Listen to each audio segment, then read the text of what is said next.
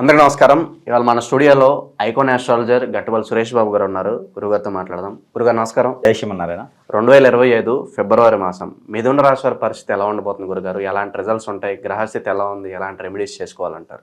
అయితే మిథున రాశి వాళ్ళకి 2025 సంవత్సరంలో దాదాపుగా ద్వాదశ రాశి వాళ్ళకి అందరికీ కూడా శుభ ఫలితాలే ఉన్నాయి.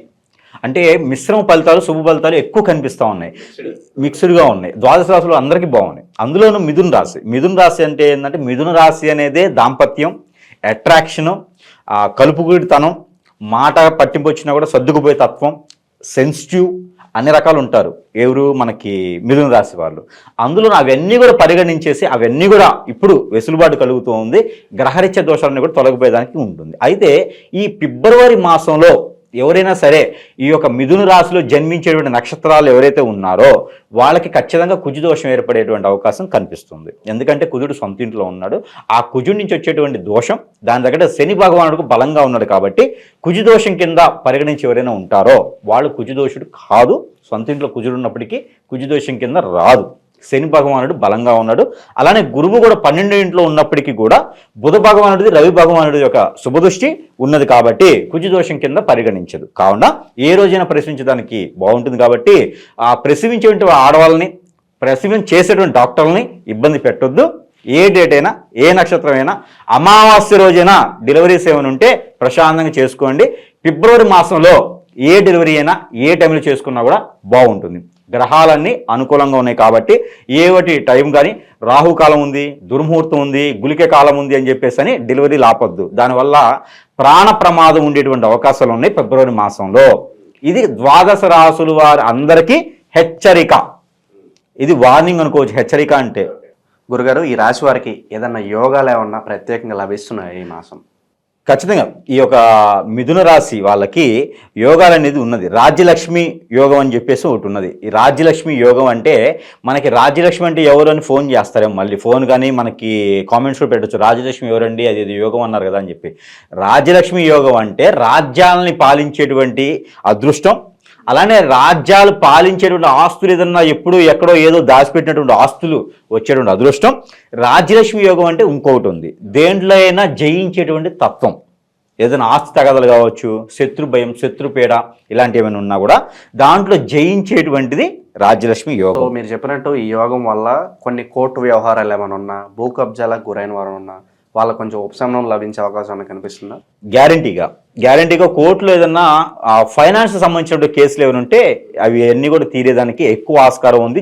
ఫిబ్రవరి 16వ తారీఖు తర్వాత ఉంటుంది. 16 తర్వాత కోర్టులో కేసెస్ ఏమైనా ఉంటే అవన్నీ కూడా తీరిపోయేసి కొంత వీళ్ళ వరకు ఆ వెసులుబాటు కనిపించడైతే కనపడుతుంది. అయితే ఇంకోటి, కోర్టులో ఏదైతే ఆస్తి తగదాలు కానీ ఇలాంటి ఫైనాన్సులు కానీ బాగున్నాయి అవన్నీ తీరిపోతాయి. కానీ విడాకులకు సంబంధించినది మాత్రం కొంతమేర టైం పడుతుంది. ఎప్పుడైతే వీళ్ళు విడాకులు తీసుకోవాలంటారో ఈ మాసంలో గనక ఒకళ్ళు తగ్గేసి మిథున రాశి వాళ్ళు ఎవరైనా విడాకులు తీసుకోవాలని కోర్టులో ఉంటే గనక వాళ్ళు భార్య అయినా భర్త అయినా కూడా ఆ కోర్టులో ఉన్నటువంటి విడాకుల కేసు ఏదైతే ఉందో అది విత్డ్రాల్ చేసుకోవడం వలన అదృష్టం కలిసి వస్తుంది.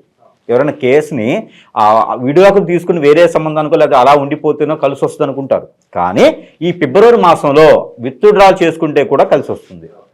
మిథున రాశి వాళ్ళు తగ్గితే చాలా బాగుంటుంది. కొత్త సంవత్సరం కాబట్టి కొత్త ఇల్లు కొనుక్కోవాలని లేదంటే ఒక స్థలం కొనుక్కోవాలని చూస్తూ ఉంటారు. మరి ఆ కోరిక ఏమన్నా ఇల్లు అయితే మాత్రం కొంచెం ఈ మాసంలో ఇబ్బందిగానే ఉంది. గ్రహరీత్యా ఇల్లు కన్నా కూడా స్థలాలు కొనుక్కోవడం, పంట భూములు కొనుక్కోవడం, ఎక్కడైనా ఓపెన్ ఫ్లాట్స్ కొనుక్కునే దానికైతే అదృష్టం ఎక్కువగా కనిపిస్తుంది. ఎందుకంటే బుధ భగవానుడు వీళ్ళ సైడు కొంచెం పాజిటివ్గానే ఉన్నాడు. 108 డిగ్రీస్లో ఉన్నాడు. కావున వీళ్ళకి స్థలాలు, ఇళ్ళు కన్నా కూడా స్థలాలు ఏదైనా కొనుక్కునే దానికి అనుకూలంగా ఉంది. ఏదైనా పంట భూములు కాకుండా పంట ఏదైనా కొనుక్కున్నా కూడా బాగుంటుంది. వీళ్ళకి పంట కొనుక్కొని వాటిని బ్రోకరేజ్లో అమ్ముకునేటువంటిది ఉంటుంది కదా, మళ్ళీ మారుబేరం అంటారు. అలాంటివి చేసుకున్నా కూడా వీళ్ళకి మంచి కలిసి వస్తుంది. వ్యాపారం నిమిత్తం కూడా వీళ్ళకి పంట భూముల నుంచి వచ్చేటువంటి ఆదాయం బాగుంటుంది. నిరుద్యోగులు అలాగే విద్యార్థులు వీళ్ళ పరిస్థితి గురుగారు ఎలా ఉండబోతుంది మిథున రాశి వారు? నిరుద్యోగులు, ఉద్యోగులకి అయితే మాత్రం విదేశానికి ఎవరైనా ప్రయత్నం చేస్తే కనుక గల్ఫ్ కంట్రీస్కి ప్రయత్నం చేస్తే చాలా బాగుంటుంది. ఎందుకంటే శుక్ర భగవానుడు ఏదైతే ఉన్నారో ఆయన మారుతున్నారు. ఫిబ్రవరి మాసంలో మారేదానికి ఎక్కువ అవకాశాలు ఉన్నాయి. అందుకని ఈ శుక్ర భగవానుడి యొక్క శుభదృష్టి అనేది మిథున రాశి మీద ఎక్కువగా ఉంది. అందుకని గల్ఫ్ కంట్రీస్ కనుక ప్రయత్నం చేసినట్లయితే అదృష్టం వరిస్తుందని చెప్పొచ్చు. వీసా ఇంటర్వ్యూలో కానీ అన్నింటిలోనూ పాస్ అయ్యేసి ముందుకెళ్లేలాగా ఉంటుంది. వీళ్ళకి డబ్బు కూడా సమకూరుతుంది, గల్ఫ్ కంట్రీస్ డబ్బు కూడా సమకూరుతుంది. కాబట్టి ఫిబ్రవరి మాసంలో గల్ఫ్ కంట్రీస్కి ప్రయత్నం చేస్తే ఖచ్చితంగా రాణించడానికి ఉంటుంది. వైవాహిక జీవితం ఎలా ఉండబోతుంది గురుగారు? అయితే వైవాహిక జీవితం అనేది మనకి ఇప్పుడు ఎట్లా ఉందంటే, వైవాహిక జీవితం ఆల్రెడీ పెళ్లిళ్ళు అయ్యేసి గొడవలు అయ్యేసి భార్యాభర్తల మధ్య వెడబాటు ఉంటే కనుక ఫిబ్రవరి మాసంలో కలిసేందుకు అనుకూలంగా ఉంది. ఈ ఫిబ్రవరి మాసంలో 2025 సంవత్సరంలో ఈ ఫిబ్రవరి మాసం మొత్తం కూడా అనుకూలంగా ఉంది. దాంట్లో 16వ తారీఖు తర్వాత కనుక అట్లాంటి విభేదాలు ఇద్దరి మధ్యన ఉంటే కనుక అవన్నీ సానుకూల పడడానికి మాట్లాడుకుంటే కనుక ఖచ్చితంగా అవి సపరిఫలితం అవుతాయని చెప్పొచ్చు. కొత్తగా పెళ్లి కావాలి అనుకుంటే మాత్రం ఆగడం మంచిది. ఈ మాసం మొత్తం కూడా పెళ్లి కోసం ఆగడం చాలా మంచిది. ఇంకా వీళ్ళకి పూర్వీకుల శాపం, పూర్వీకుల దోషం అయితే కొంత కనిపిస్తూ ఉంది మిథున రాశి వాళ్ళకి. అవి కనుక పోయిన మాసంలో ఏదైతే సంక్రాంతిప్పుడు చేయనటువంటి వాళ్ళు ఎవరైనా ఉంటే కనుక ఈ మాసంలో అమావాస్య లోపు కూడా చేసుకోవచ్చు. ఎందుకంటే మహాకుంభమేళ నడుస్తూనే ఉంది. ఇంకాను మహాకుంభమేళ ఈ యొక్క ఫిబ్రవరి మాసం 26వ తారీఖు వరకు మాస శివరాత్రి వరకు ఉంటుంది.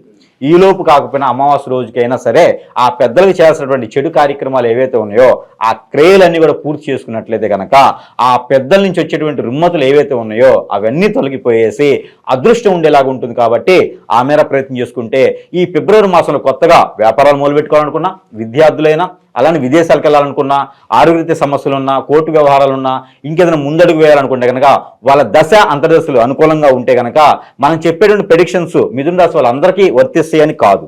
కొన్ని లక్షల మంది ఉంటారు మిథున రాశి వారు. వాళ్ళ దశలు అంతర్దశలు కూడా చూసుకోవాలి. వాళ్ళు పుట్టినటువంటి గడియలు సమయాలు కూడా చూసుకోవాలి. వాళ్ళ పేరు బలాన్ని బట్టి చాలా మంది అడుగుతుంటారు, పేరు బలం బట్టి నా నక్షత్రం ఏంటి, నా రాశి ఏంటని. మన పేర్లు ఏంటంటే మనకి పూర్వీకులు మన పెద్దవాళ్ళ పేరులో లేకపోతే ఏదైనా దేవుని పేరులో లేకపోతే ఎవరికి మొక్కుబడి ఉంటే ఆ పేర్లు పెట్టుకోవడం జరుగుతూ ఉంది. వాటి వల్ల నక్షత్రాలు రావు, వాటి వల్ల రాసులు రావు. అలా అని ఎవరైనా గురూజీ చెప్పేసి మీకు ఏదో యజ్ఞ యాగాలు హోమాలు చేయాలని చెప్పి డబ్బులు తీసుకుంటే అది బోగస్. అలాంటి నమ్మొద్దు. ఏదైనా దేవుడికి నమ్ముకోండి. లేదా నిజంగానే మీకు ఏదైనా సమస్య ఉంది అంటే ఆ సమస్య తగ్గట్టుగా పరిహారం చేసుకోండి. కానీ అప్పులు తీసుకొచ్చి యోగాలు యజ్ఞాలు యాగాలు హోమాలు అని చెప్పేసి అని ఈ తపాలు జపాలని చెప్పేసి అని డబ్బులు ఇది తీసుకునే దానికి తప్పితే అలాంటి ఇంకొకటి ఈ మధ్యన చాలా మంది నేను చూస్తా ఉన్నా, ద్వాదశ రాసుల వాళ్ళకి హెచ్చరిక, విగ్రహ ప్రతిష్ట అని చేస్తా ఉన్నారు. ఇవి చాలా బోగస్. విగ్రహ ప్రతిష్టలు చేస్తున్నారు గురుగారు. ఈ విగ్రహ ప్రతిష్టలు చేసుకోవడం ద్వారా ప్రతి ఒక్కరికి అనార్థం తప్పితే వ్యర్థం, ఆ డబ్బులు వ్యర్థం తప్పితే, బూడిదలో పోసిన పన్నీరు తప్పితే అలాంటివి చేయకండి. అలాంటి చేయడం ద్వారా వాళ్ళ నష్టపోతారు, అప్పు తీసుకొచ్చిన నష్టపోతారు. విగ్రహం ఒకసారి ప్రతిష్ఠించామంటే వాటికి ఆలనా పాలనా చూడాలి. మన పెద్దవాళ్ళు అలా చేశారు కాబట్టి మన కర్మలు ఇలా తగలటాయి.